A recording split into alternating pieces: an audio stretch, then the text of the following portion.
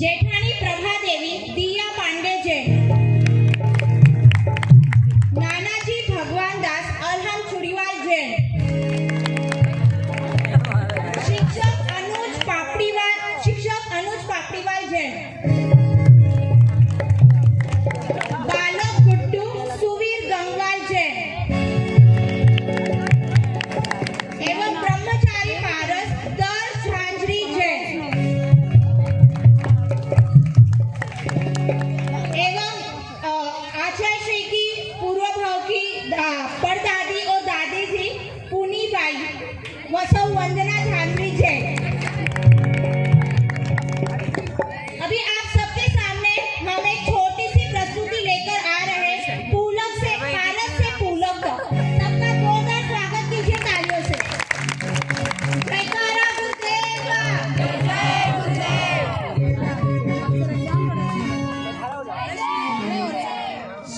नानी हो जाओ थोड़ा आगे क्या होते हैं के बेटे श्रावण श्रेष्ठ भीकमचंद जैन और उनकी धर्मपत्नी महिला रत्न गोपीबाई जैन धर्मतरी नगरी में रहते थे।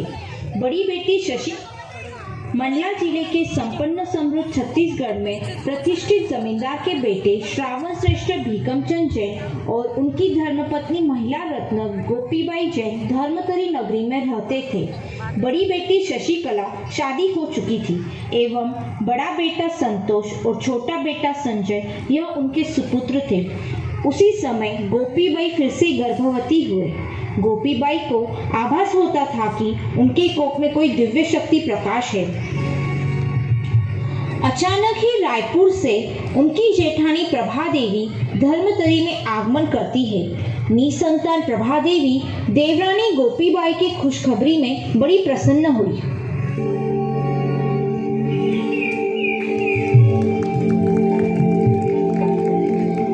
मैं तो निसंतान हूँ, तुम्हारे 2 बेटे हैं। क्या तुम हमें तुम्हारी होने वाली संतान हमारे झोली में डाल सकती हो? यह कहकर प्रभा देवी अपने गांव रायपुर खुशी खुशी लौट गई। 11 मई 1970 का सूरज पिता भीकमचंद जी के लिए सोनेरी सौगात लेके आया। माँ गोपीबाई को पुत्र रत्न हुआ।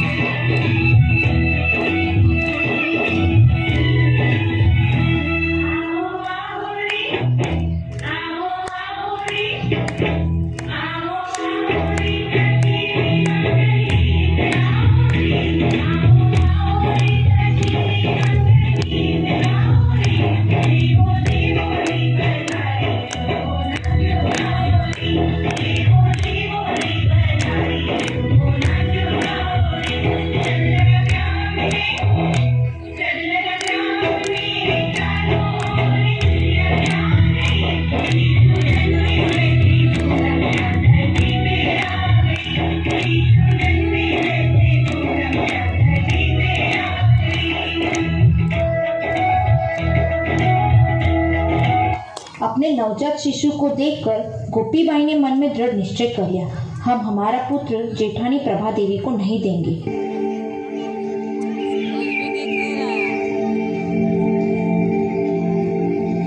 प्रभा देवी का रायपुर से आगमन।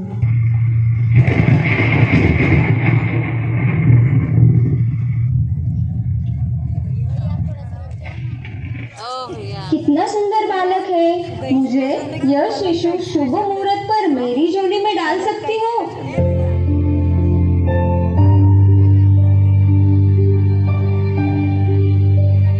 नहीं नहीं, मैं मेरा बालक किसी को नहीं दूंगी। क्या हुआ, कोई बुरा सपना देखा क्या? सपने में मुझे कोई कह रहा था, भले ही यह बालक तुमने अपने जेठानी को नहीं दिया, पर यह बालक तो तुम्हारे पास भी नहीं रहेगा। अरे सपने तो सच नहीं होते, तुम चिंता मत करो। इसी सपने के कारण माँ गोपीबाई हमेशा हैरान रहती थी एवं धर्मतरी नगरी में 22 संत बन चुके थे। इन्हीं दो कारण की वजह से माँ गोपीबाई अपने छोटे बालक गुड्डू को लेकर बार बार अपने पिता के घर गाडरवाड़ा जाती थी।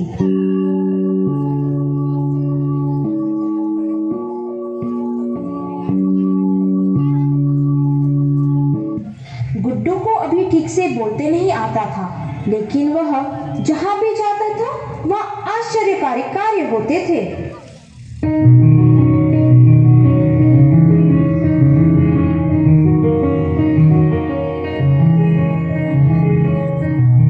गुड्डू के नाना जी भगवान दास जी के घर में गमलों में गुलाब के पौधे को फूल नहीं आते थे।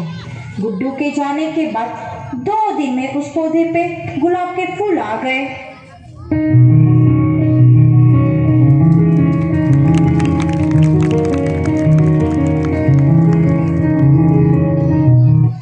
मेरे गमलों में बहुत समय बाद गुलाब के फूल आए। मेरी इच्छा है कि यह फूल मैं भगवान पारसनाथ की वेदी में चढ़ाऊं।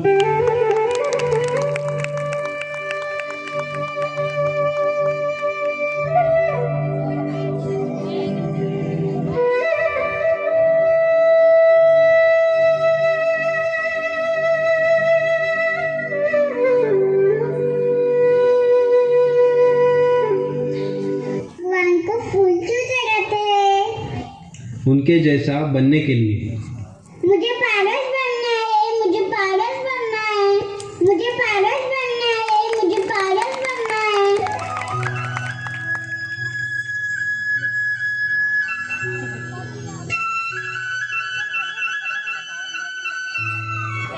आज से तुम पारस बन गए, वो मंदिर के पारस और तुम घर के पारस।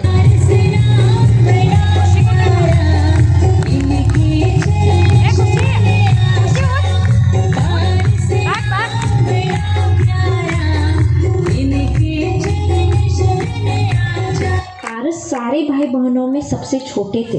हर कोई उन्हें अपने साथ खेल कूदाई करने लेकर जाते थे। ऊंची चट्टाई पे चढ़ना, नदी में तैरना, पानी में छलांग मारना, यह सब करते थे। पानी में छलांग मारते वक्त उन्हें डाई कहते थे। इसी डाई नामकरण से बचपन में ही उनमें आत्मविश्वास दृढ़ हो गया।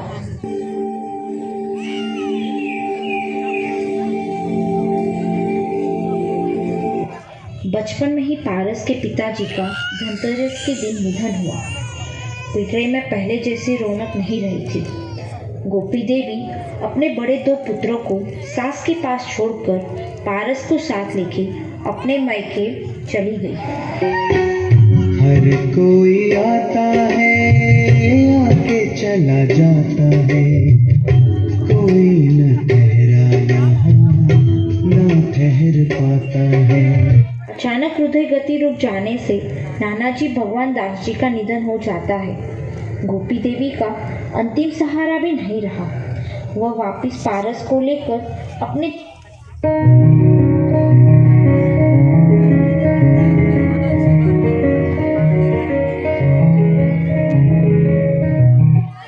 पारस को पिडरे में अपनी परदादी पूनीबाई, दादी इंद्राणी देवी, इनका सहयोग मिला।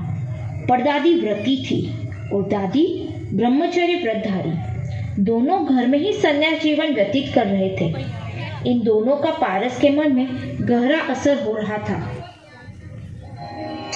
प्रभु पतित पावन में पावन चरण आयो शरण जी, यो बिरद आप निहार स्वामी, मेट जामन मरण जी।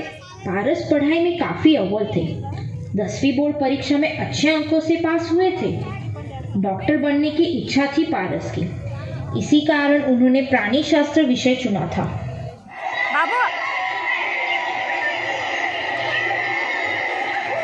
आज हम मेंढक पर डिसेक्शन करने वाले हैं। मेंढक के अंतर शरीर रचना को जानेंगे। उसमें इंटेस्टाइन, हार्ट, वेन्स देखेंगे।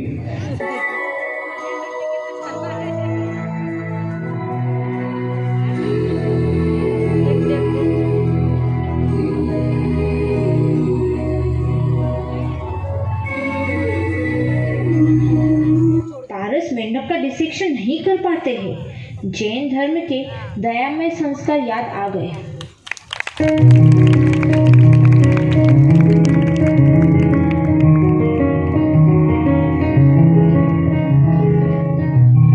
नगर में युग प्रवर्तक महान आचार्य श्री परम पूज्य 108 गुरुवर्य विद्यासागर जी के दर्शन हुए।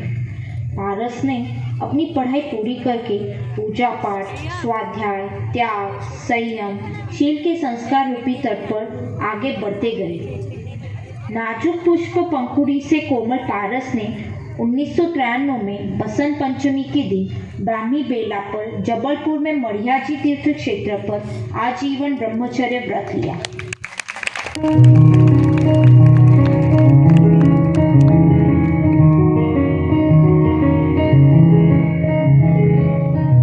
ये तुमने क्या किया?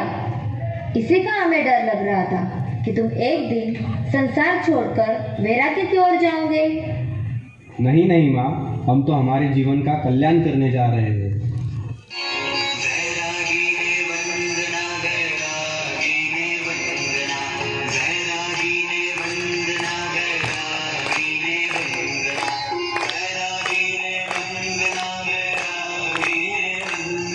पूज्य आचार्य श्री 108 पुष्पदन सागर जी के दर्शन करके 27 जनवरी 1994 में पुष्प नक्षत्र के शुभ पूर्णिमा के दिन 2:03 पर मध्य प्रदेश के गोपाचल पर्वत पर प्रभु पार्श्वनाथ जी के मंदिर जी में आचार्य श्री 108 पुष्पदन सागर ने पारस को एलव दीक्षा दी।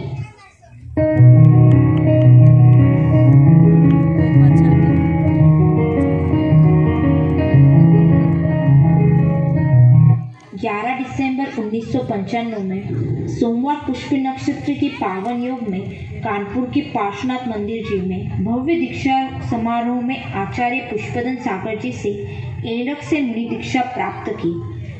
हर समय खेलती मोहक मृदु मुस्कान देख उनका नाम पुलक सागर रखा गया।